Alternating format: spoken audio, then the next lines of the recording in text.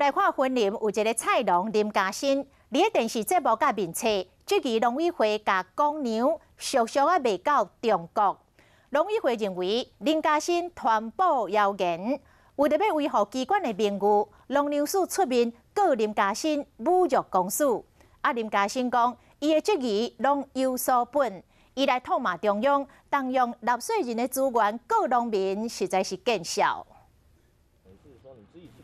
婚林菜农林嘉欣伫面书甲节目中批评农委会公牛标售过程，甚至质疑其中有标案是以471的优惠价买予中国粮食集团。伊的言论引起农粮署的不满，控告林嘉欣侮辱公司。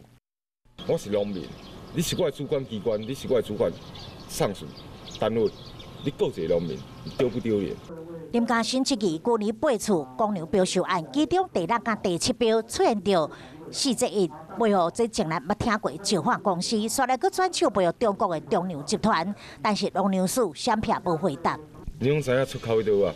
你不敢把资料丢出来，农民袂用质疑吗？农民袂用问吗？农粮署会早紧急开会讨论案件，透过这书面的声明，强调公牛的标售拢有依照规定办理，无任何的黑箱作业。